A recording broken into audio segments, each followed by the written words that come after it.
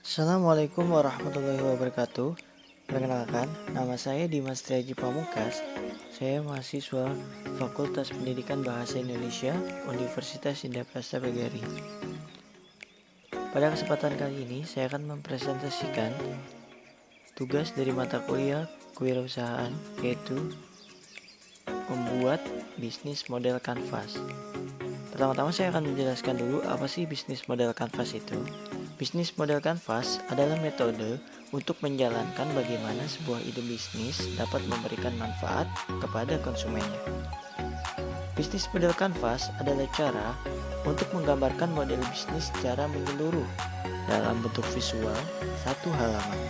Dengan bisnis model kanvas, kita bisa memberikan rancangan berpikir tentang bisnis kita, memperoleh pembahasan bersama, memperoleh bahasa yang sama, dan membuat tim kita lebih fokus. Untuk usaha yang saya dirikan atau yang akan saya jelaskan dan saya presentasikan, saya beri nama Street Coffee, sebuah kedai kopi yang mengusung tema fast food atau cepat saji, makanan cepat saji. Yang pertama, target bisnis. Untuk target bisnis atau segmentasi pasar, target pasar yang utama adalah satu, anak muda. Untuk yang kedua, keluarga. Ketiga, pecinta kopi atau penikmat kopi itu sendiri. Dan yang terakhir adalah anak-anak.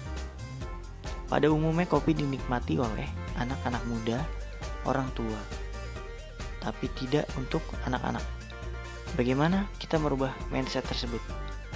Kita membuat suatu minuman yang dapat juga dinikmati oleh anak-anak, sehingga jika ada keluarga yang ingin jalan bersama-sama dengan keluarganya, tentu mereka akan mengajak keluarganya ke sebuah kedai kopi.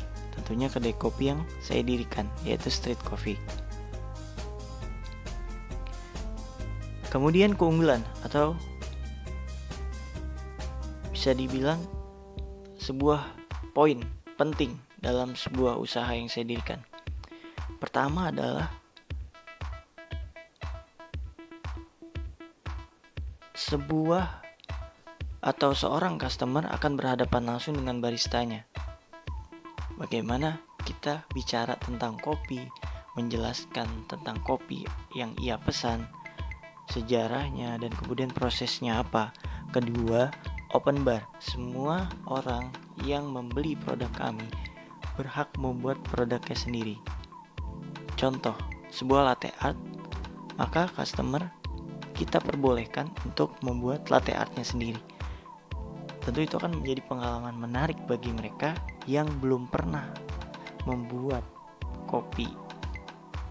Dan ketiga, kita tidak pernah atau tidak memakai wifi. Kenapa kita tidak memakai wifi? Karena kami ingin semua pengunjung yang datang ini saling ngobrol atau saling berbincang satu sama lain, sehingga suasana di kedai kopi yang kami dirikan itu menjadi hidup. Tentu yang terakhir adalah kopi yang murah dan berkualitas. Kemudian, aktivitas yang dijalankan. Pertama, produk yang relatif. Kedua, inovasi produk. Dan ketiga, tempat dan pelayanan. Tentu tempat yang bersih dan pelayanan yang sangat ramah, yang tidak dimiliki oleh kedai-kedai lain.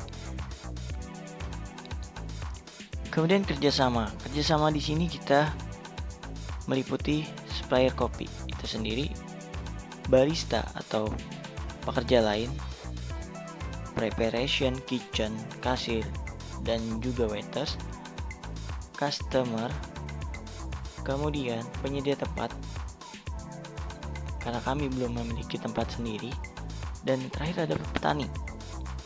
Bagaimana kita bekerja sama dengan petani, memberikan penyuluhan, juga pengetahuan tentang kopi itu sendiri, sehingga petani memperoleh beans atau biji kopi yang terbaik, dan kemudian ia bisa memberikan harga yang tentu terjangkau kepada kita karena adanya timbal balik juga kerjasama dengan petani tersebut.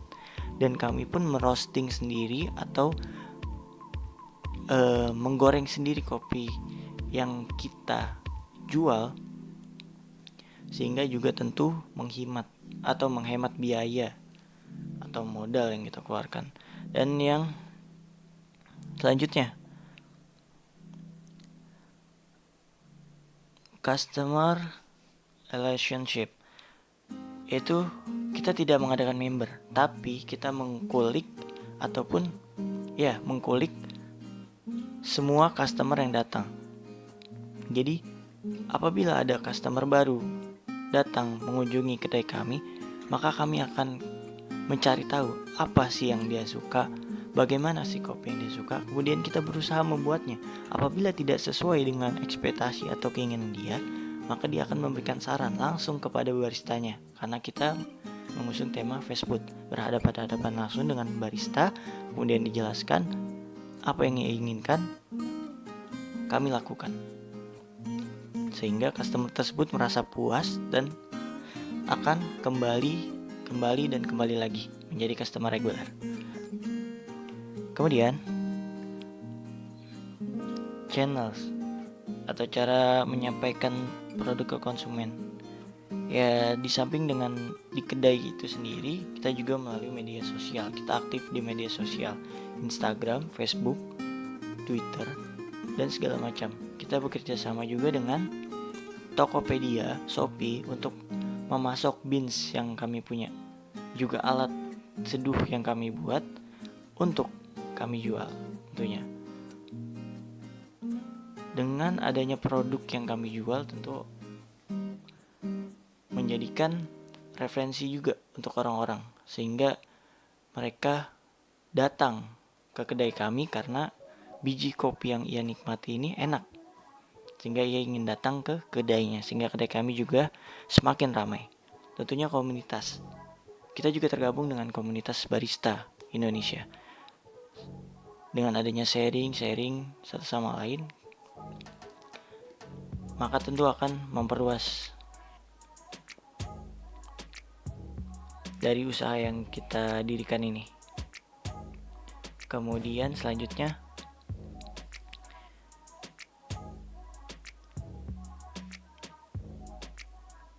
biaya yang kami keluarkan itu untuk menggaji staf, kedua bahan baku, biaya tempat sewa, listrik, air. Kemudian produk kami catat dengan detail.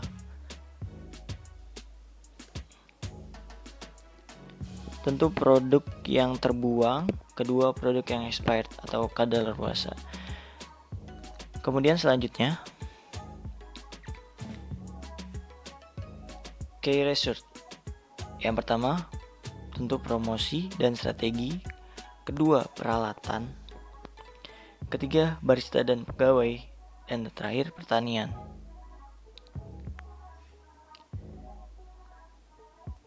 Dan yang terakhir, ada sumber pendapatan. Tentu sumber pendapatan kami yang pertama adalah dari kedai kopi itu sendiri, dari hasil penjualan di kedai kopi itu sendiri. Dan yang kedua adalah stock beans atau biji kopi yang kami jual, kami kemas, kami beri nama, kemudian kami jual ke Tokopedia, di Shopee, dan online shop lainnya. Dan yang ketiga adalah alat kopi yang kami buat, alat seduh. Dan yang terakhir kami menjual merchandise street coffee itu sendiri. Jadi orang yang datang ke kedai juga tidak hanya bisa menikmati kopi yang kami buat, tapi bisa membeli merchandise-nya, bisa membeli biji kopinya, dan tentu juga menikmati apa yang tidak dimiliki kedai-kedai lain.